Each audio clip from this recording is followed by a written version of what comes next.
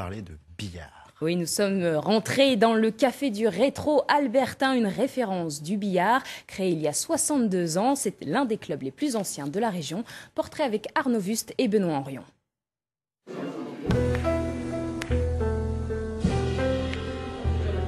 Pour définir le rétro, ce temple du billard en Picardie, les mêmes mots reviennent toujours. On est bien reçu, l'accueil est chaleureux. Convivialité, famille, performance et au niveau. La persévérance. Un grand club, c'est surtout une âme. Ici, c'est celle de la famille Jonard qui a permis au rétro de gagner ses premiers titres nationaux. C'était il y a 40 ans. Le billard français ou billard carambole était alors un sport national. Oui, le club a été créé en 1952 par une poignée d'amoureux du billard. Depuis ce temps-là, il a pris de l'expansion, quoi. Ça a démarré avec 10 personnes peut-être, hein, et puis les présidents se sont succédés. Et à cette époque-là, c'était donc en 52, le club existait dans un café. c'était plus facile, je dirais, d'attirer les gens vers le billard.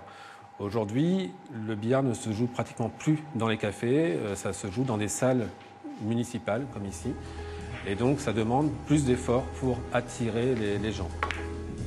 L'esprit de famille, une marque de fabrique de ce club haut en couleur. Jean Melnichenko a été champion de France en 86. Son fils a pris la relève. Il a commencé à 12 ans. Aujourd'hui, il en a 25 et affronte le Gotha national et mondial. Ici, les anciens ont toujours ouvert la voie aux plus jeunes. Je pense qu'il y a un gros vivier de bons joueurs à Albert, quoi. Donc c'est ça qui tire un peu tout le monde vers le haut, quoi. Même les jeunes, ils voient jouer les plus forts et inconsciemment, ça fait progresser, quoi. Le rétro albertain fait partie des 6 clubs français de Division 1, l'équivalent de la Ligue 1 en football. Il recevait début février les champions français et européens incontestés, le club alsacien AJP. Dans cette équipe, les numéros 1 et 3 mondiaux et le champion de France. Les Picards perdent avec honneur, mais non sans raison. Je pense que les budgets sont un peu limités, donc ça ne leur permet pas d'avoir une équipe, malheureusement, qui joue le haut du classement, mais ils ont une équipe très compétitive, qui rend la vie dure à tout le monde, et je pense qu'ils en sont très contents. Ils n'ont pas spécialement directement l'ambition d'être champions de France, mais chaque personne qui vient ici a du mal de gagner, de remporter la victoire. À contre-courant des tendances actuelles, le club donne leur chance aux jeunes, car au billard, on devient champion vers les 40 ans. C'est un jeu de patience où le mental prime. Les meilleurs joueurs du monde disent que 95% se passe dans la tête, donc évidemment la technique c'est une chose, après le mental c'en est une autre.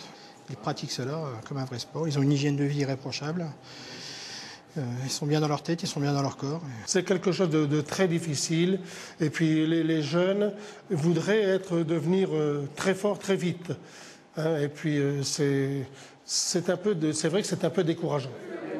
Les jeunes, plus qu'une priorité, la survie de ce club.